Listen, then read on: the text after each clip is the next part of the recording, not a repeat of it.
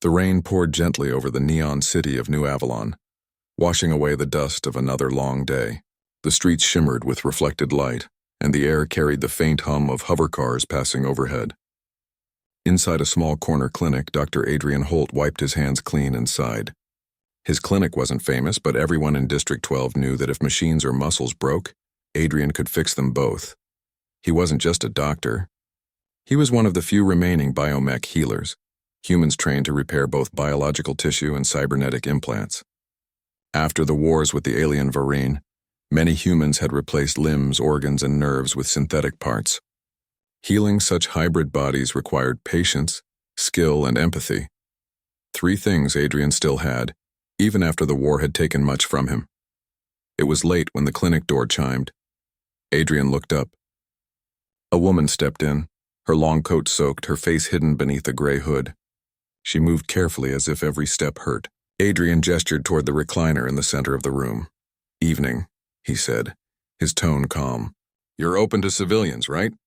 she asked softly. Her voice was strange, metallic but still human. "Always," Adrian replied. "What seems to be the problem?" She hesitated before removing her hood. A faint blue glow ran along the side of her neck. Her left eye flickered like a damaged lens. "It's my nervous mesh," she explained. "It's burning. I thought it was a glitch, but it's spreading." Adrian nodded and motioned for her to lie down on the med table. "You came to the right place. Let me run a quick scan." He placed his scanner over her temple. The holographic screen lit up with red warning signs. Her name appeared. Evelyn Tran, serial number 45X9. Adrian froze. That designation, X9, belonged to the government's Project Ascendant, a rumored experiment to merge human consciousness with alien technology. He had thought it was just a myth. "You're not from around here, are you?" Adrian asked carefully. Evelyn smiled faintly. "You could say that. I was assigned to something bigger.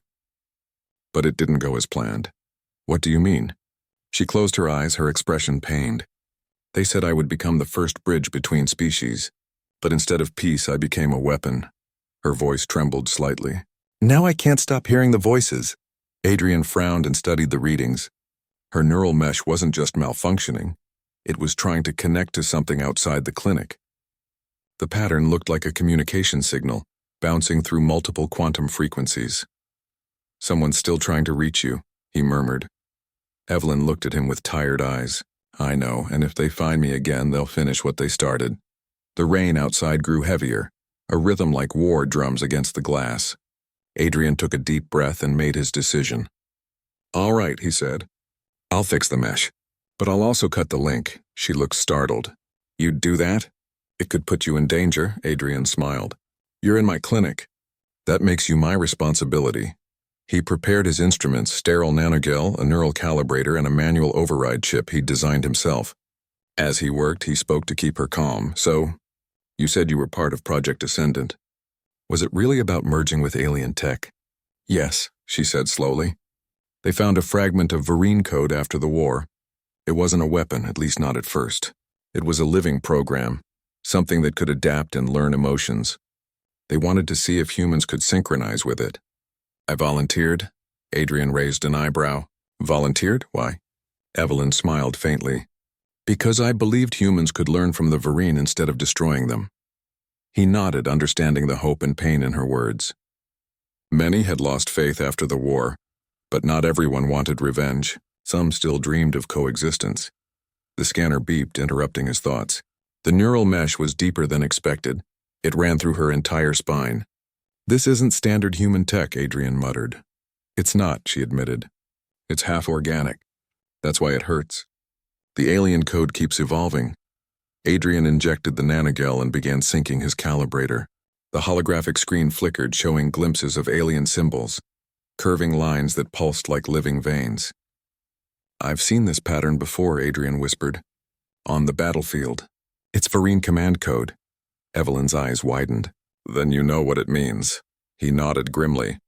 "It means your body isn't rejecting the code. It's adapting to it. You're changing, Evelyn." She looked away. "That's why I came here. I needed a repair, yes, but also more than that. I need help understanding what I'm becoming." Adrian paused. Her request wasn't just about pain or malfunction. She was asking for guidance, perhaps even redemption. He realized then that she didn't fear death. She feared losing her humanity. "I'll help you," he said quietly. "But first, I need to see where this link goes." He connected his scanner to the mesh and activated a secure line. Instantly, the room lights dimmed. The holographic screen filled with alien text. The signal source appeared in deep space just beyond the Orion Rift, a dead zone where no human ship survived. "What is that?" Adrian asked. Evelyn's voice became distant. "It's the Varine home signal. It's calling me back." The screen flashed, and for a moment Adrian heard a faint whisper. Many voices speaking at once, too fast to understand. The power surged, lights flickering. Evelyn convulsed on the table. "Hold on," Adrian shouted, gripping her arm. He pressed the override chip into the port at her neck. The signal shrieked, then cut out. Silence fell. The only sound was the rain.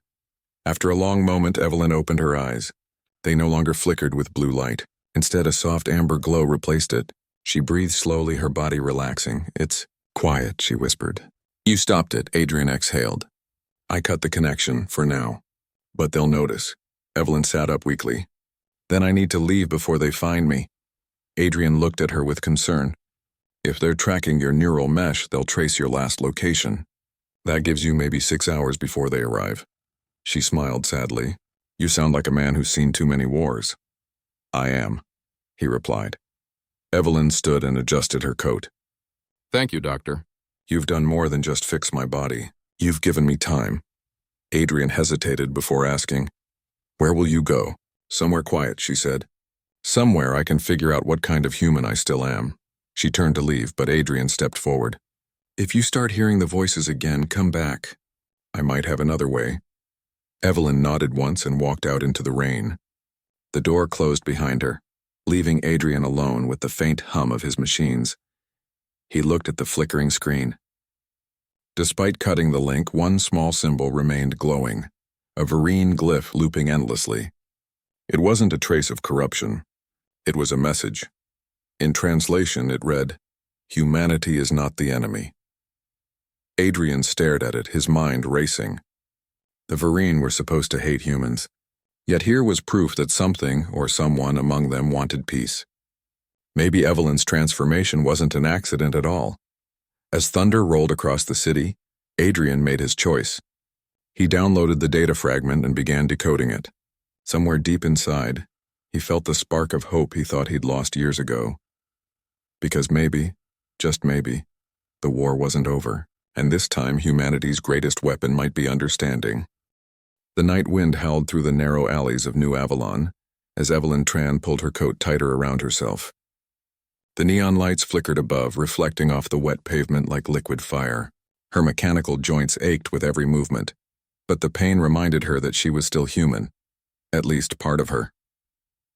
She moved quickly, avoiding surveillance drones that drifted lazily overhead.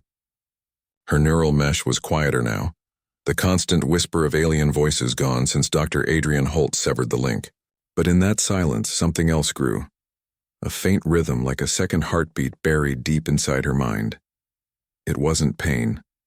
It was purpose. She reached the edge of the district and stopped at a freight terminal. A massive ship was preparing to launch, its cargo hold full of supplies for the outer colonies. She slipped past the guards using an old access code from her government days. The ship's AI recognized her ID and opened the gate without question. "Destination?" the terminal voice asked.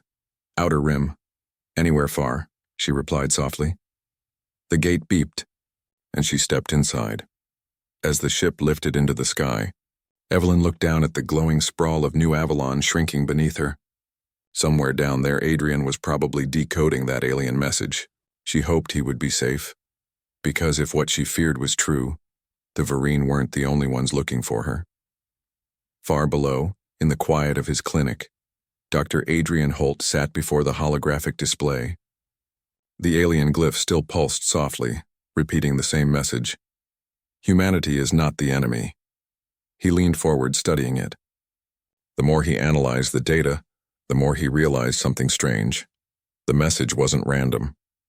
It was interactive, changing slightly each time he examined it. It was as if the code was responding to him. Then, without warning, his console flashed red. Incoming signal detected. Adrian's heart jumped. No, not again, he muttered, reaching to shut down the network. But the system locked him out. The screen filled with Varine text and a distorted human voice came through the speakers. You helped her. You interfered. Adrian froze. The voice was both mechanical and alive, echoing like metal scraping against stone. She carries the code. You cannot stop it. Bring her back or humanity will face extinction. Then the connection died, leaving behind a static hiss. Adrian sat back, heart pounding.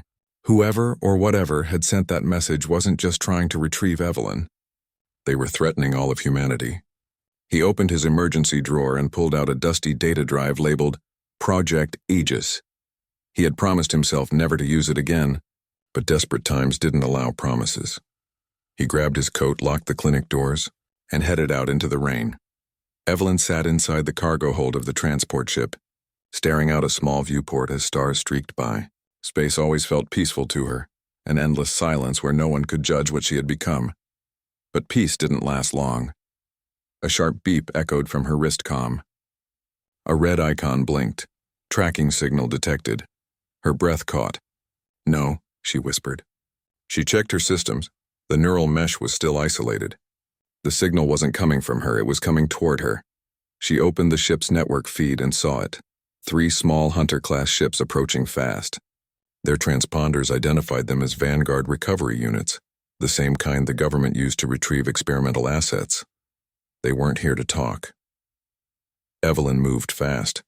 She climbed to the ship's control deck and accessed the navigation console. The pilot, a tired-looking android, turned its head slightly. Passenger, you are not authorized to be here, it said calmly. Evelyn held up a small device. Override code Sigma 8. Authorization Tran Evelyn. The android's eyes flickered. Code accepted. Command authority granted. Good, she said. Prepare for evasive maneuvers. Warning, the android replied. Engaging evasive flight may void your travel insurance. Evelyn almost smiled. I'll risk it. The ship's thrusters roared as it turned sharply, avoiding a missile blast that streaked past the hull. The cargo hold rattled violently, crates spilling open. The stars outside blurred as they dove into the dark side of a nearby asteroid belt. Status? Evelyn demanded. Shields at 60%. Hull integrity stable. Pursuers closing distance, the android reported. Evelyn clenched her jaw. Then we make them regret following us. She accessed her neural interface and linked directly with the ship's system. Her mind flooded with data streams, targeting algorithms and flight patterns. She could feel the ship's pulse as if it were part of her own body. Target lock, she whispered. Energy beams burst from the transport's turrets, striking one of the pursuing ships. The explosion painted the void in orange light. 2 more ships remained, weaving through the asteroids with deadly precision. Not bad, the android commented. For a civilian. I'm not exactly a civilian, she said grimly. The second hunter fired. The impact threw her off balance, but she steadied herself. Return fire. The last enemy ship dodged and fired again, this time hitting the engine. Sparks flew across the deck. Evelyn felt pain flash through her body. The neural link transmitted the ship's damage directly into her nervous system.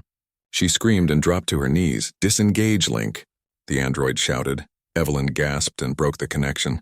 The ship spun out of control, crashing through a small asteroid before finally stabilizing in a dark pocket of debris. The sensors flickered, then went silent. They were hidden. For now. Evelyn breathed heavily, clutching her chest. Status? Minor hull breach, the android said. Engines offline. Life support stable. She stood up slowly. Good. That gives us a moment to think. She looked out the viewport. The stars shimmered, and for a brief second she saw something impossible. A massive structure hidden behind the asteroid field, glowing faintly blue. It wasn't human-built. It was Varine. Her neural mesh pulsed in response. The alien code inside her reacted to the sight, like it recognized its home. Symbols flashed behind her eyes, coordinates, signals, memories that weren't hers. What are you? She whispered to herself. Back on Earth, Adrian's hovercar raced along the old transport highway. The rain had turned to fog and lightning flashed across the horizon. He activated his comms. Central Command, this is Dr. Adrian Holt, civilian researcher, code Alpha 9, he said urgently. I need clearance for an orbital uplink. The voice that replied was cold. Clearance denied. You are off record, Doctor. Listen to me, he snapped. Project Ascendant is active again. I've got proof. Varine code is inside one of our people. If we don't act now, we could lose everything. There was silence on the other end. Then the voice spoke again, quieter this time. We warned you not to reopen that project. The last time you did, 2 cities were destroyed. Adrian gritted his teeth. That wasn't the code's fault, it was ours. We misused it. But now it's reaching out to us again, and maybe this time it's trying to help. Help? The voice repeated. Or control? The transmission ended abruptly. Adrian hit the dashboard in frustration. Fine, he muttered. I'll do it myself. He accelerated toward the orbital shuttle station. If Evelyn had gone off-world, he had to follow. The only way to stop this, or understand it, was to find her first. Evelyn stood in the shadow of the massive alien structure, her ship floating silently among the rocks. The hull's damage lights flickered weakly, casting a dim red glow over her face. The structure was breathtaking, smooth silver metal, half buried in the asteroid. Strange glyphs pulsed along its surface, matching the same pattern in her neural mesh. She activated her suit and floated toward it. As she touched the surface, the metal rippled under her fingers, responding to her presence. A doorway opened and a soft light spilled out. Evelyn hesitated only for a second before stepping inside. The interior was vast and silent. She could feel the hum of power through her boots. At the center stood a crystal-like pillar glowing faintly blue. Then a voice echoed in her mind. Not like before, not painful, but calm and familiar. Welcome, Evelyn Tran, you have returned to us. She froze. Who are you? We are the Varine Collective. The code you carry is not a weapon. It is a seed. A seed? She asked. A bridge between our species. You were chosen because humanity still hopes. She shook her head. The government used me. They turned your code into a tool for war. Yes, the voice said sadly. And now both our kind suffer. But together we can heal. Evelyn's eyes widened. Heal how? By awakening what was left behind within you. The pillar's light intensified. The alien energy surged into her chest, merging with her neural mesh. She cried out as symbols and memories flashed before her eyes, images of stars, cities, and beings of light. When it ended, she fell to her knees, gasping. She felt changed, stronger, clearer. You are no longer a weapon, Evelyn Tran. The voice whispered. You are our messenger. As the light dimmed, she knew one thing for certain. Whatever was coming next, humanity would never be the same again. The light around Evelyn Tran faded slowly, leaving behind only the faint hum of the alien chamber. Her breathing was heavy, but her mind felt clear, clearer than it had ever been. The voices were gone, replaced by a calm rhythm echoing through her chest. The energy of the Varine Collective flowed inside her now, gentle but powerful, like the heartbeat of an entire civilization. She stood, her step steady. The crystal pillar before her dimmed, its task complete. The voice of the collective whispered one last time in her mind. You are the link between us. Go, Evelyn Tran. Show humanity that we seek peace and not war. Evelyn nodded silently.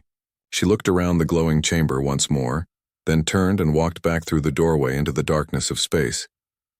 Outside, the broken transport ship drifted among the asteroids. Its hull was scarred but still functional. The android pilot turned its head as she re-entered. Passenger, it said. You were gone for 17 minutes. My systems detected high-energy emissions from the asteroid. Explain. Evelyn smiled faintly. Let's just say I found what I was looking for. She sat in the pilot seat and ran her hand across the console. Can you repair the engines? The android hesitated. With available parts, partial functionality is possible. Do it, she said.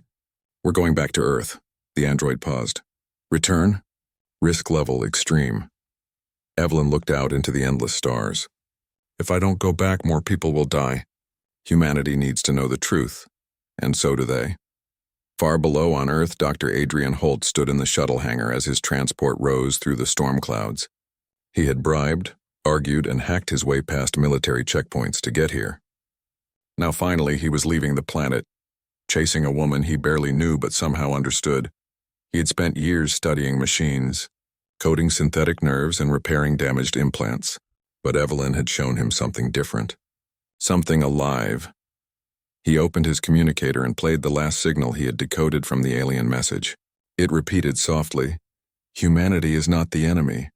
Adrian leaned back and whispered to himself, "Then maybe it's time we stop acting like one." The shuttle broke through the atmosphere and entered the dark of space. Ahead, the stars spread out like a sea of endless possibilities. His navigation display blinked. The last trace of Evelyn's ship, faint but still there, leading toward the asteroid belt beyond the Orion Rift. "Hold on, Evelyn," he murmured. "I'm coming." Evelyn's ship limped through the dark, one engine still flickering.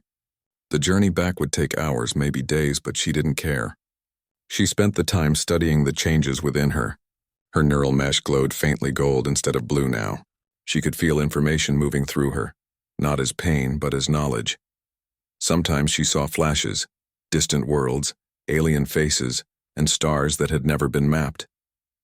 She understood what the collective wanted. They weren't conquerors anymore. They were refugees scattered across the galaxy searching for peace after centuries of war.